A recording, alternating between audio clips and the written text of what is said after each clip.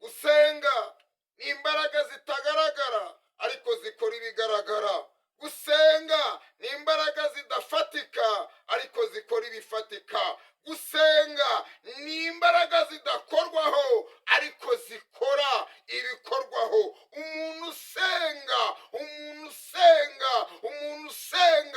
azagaragara naho byatinda, ariko ibihe bizamugaragaza bitewe n'imbaraga iri muri we.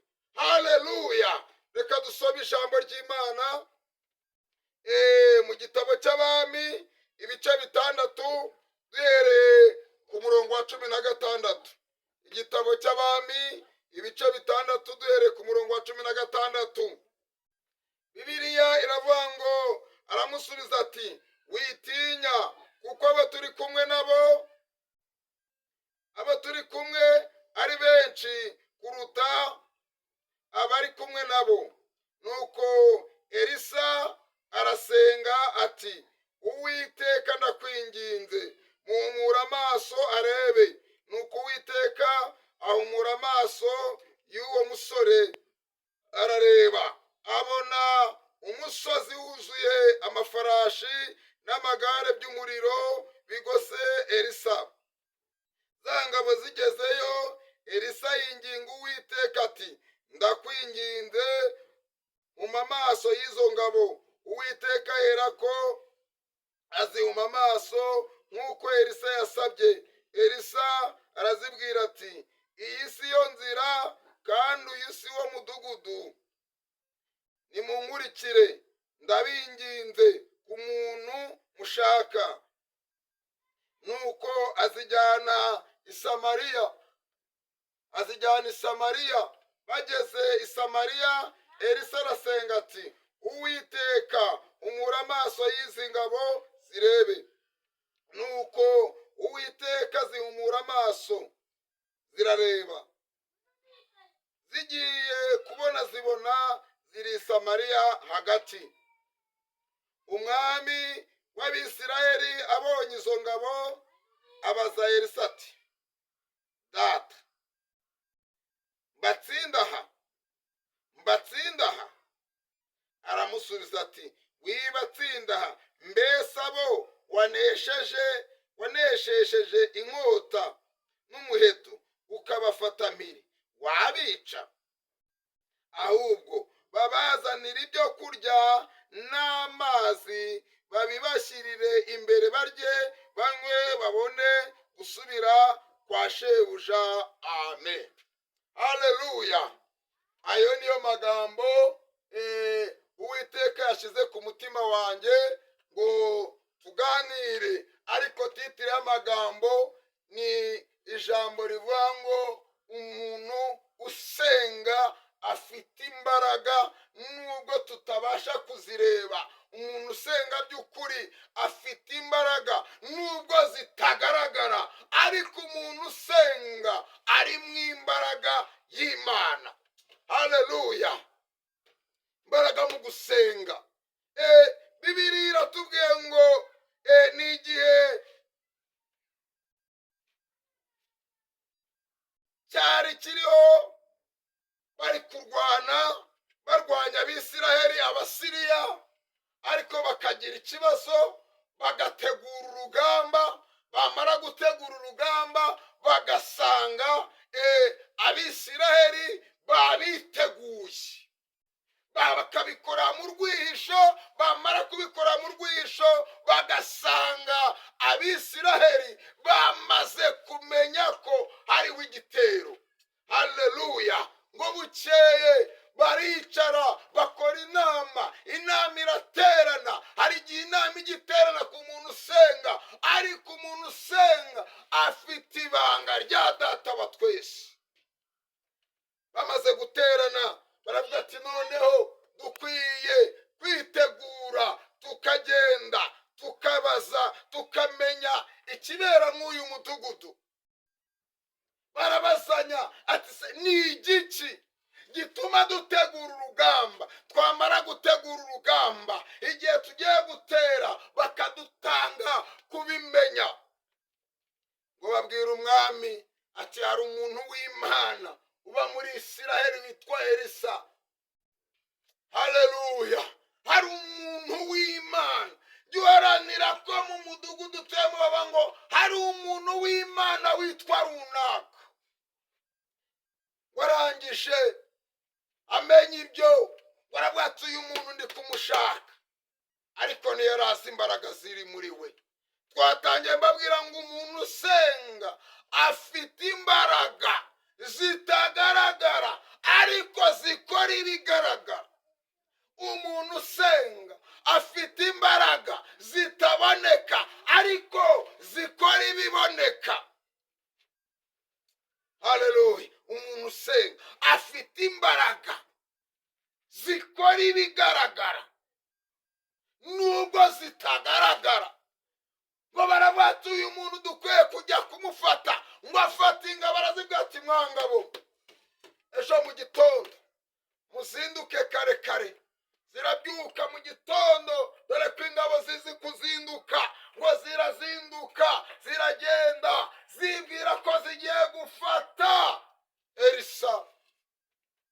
hari igihe abantu bazinduka baje kugutera bazi ko bari bugutsinde, ariko bagasanga Imana yahabatanze. Imana ikabwira ati muceceke, mwibeshye. umuntu mwaje guhiga ntahigika, umuntu mwaje gushaka nimumubona, kuko ari nge murinzi we.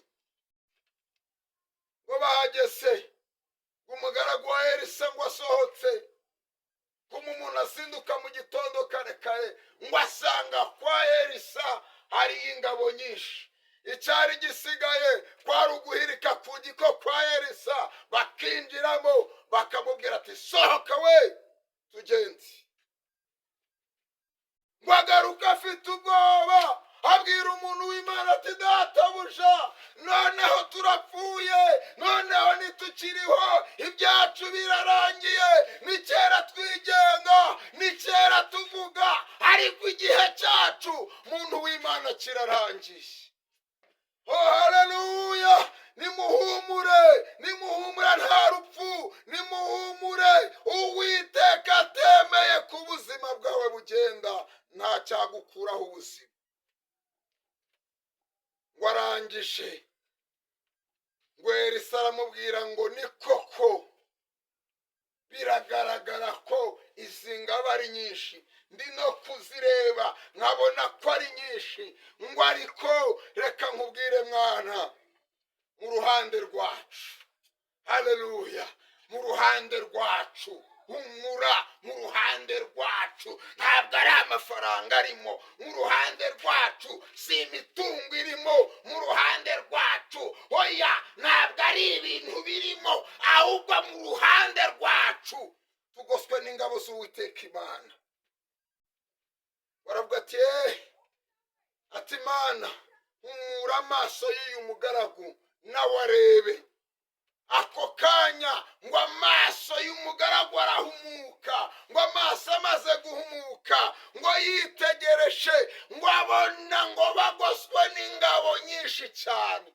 haleluya! hari igihe Imana ituzanira ingabo zitugose, abantu bakaturwanya, abantu bakaduhiga bazi ko bari budutsinde, ariko Imana ikaba yarashyize ingabo mu ruhande rwacu.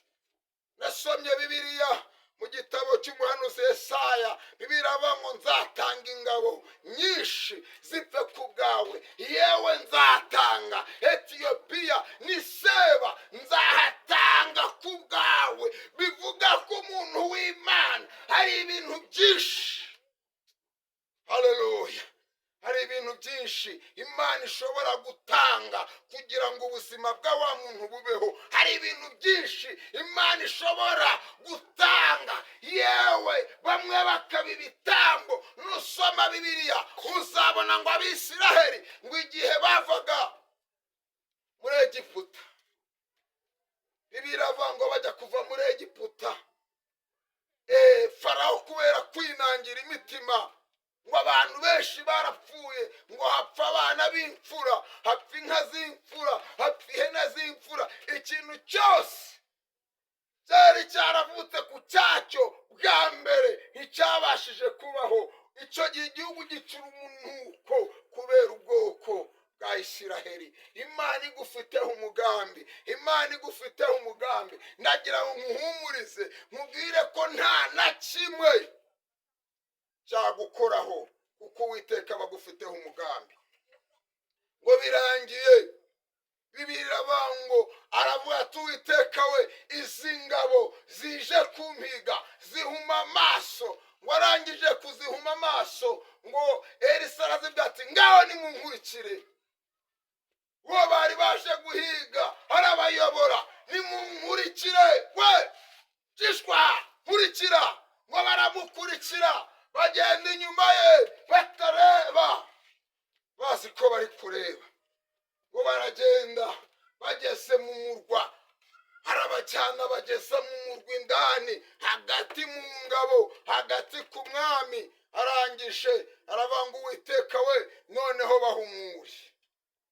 Ngo bahumutse amaso, ngo babona bari muri umurwa. Babonye bari mu murwa bakorwa n'isoni.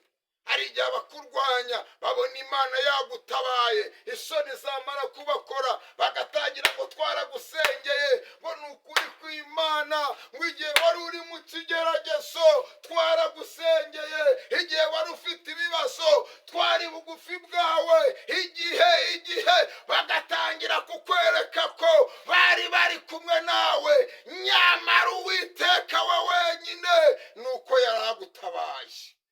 Haleluya. Ngo barangije gumuka amaso, umwami ati reka mbakureho, ariko kuko umuntu w'Imana mu mbaraga ze zimuranga. Haleluya. Haba mwimpuwe mu mbaraga ze zimuranga, hari imbaraga zikora ibifatika. Aramubwira ati hoya, hoya, ntabwo bikwiriye, ahubwo nimubazanira amazi boge barye, nibamara kurya basubira iwabo. Ngo basubira iwabo, niko Bibiliya ivuga.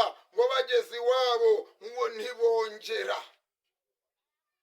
gutera Abisiraheli ukundi. Haleluya. Haba habonetse ubutabazi. Nshuti yanjye, nagira nkubwire ngo amasengesho urimo, iryo sengesho ufite, wicogora kuko ari ubutabazi. Iryo sengesho ryawe wicogora kuko ari ubutabazi. Komeza usenga Imana, komeza ubwira Imana ibyo bikugoye, wicogora, winanirwa, wiruha, kuko ari ubutabazi. Ari ubutabazi bw'Uwiteka Imana. Reka dusenga Imana. Nanone Uwiteka Mana yaremye ijuru n'isi, ndagushimye kufite imbaraga, kufite imbaraga nyinshi zibasha gutabara, zibasha kurengera. Ndagushimye kuzarengera abakwinginga, ndagushimye kuzarengera abagutabaza, ndagushimye kuzarengera abaguhamagara amanywa na nijoro. Ngaho icyubahiro n'ikibi cye mu izina rya Yesu. Amen.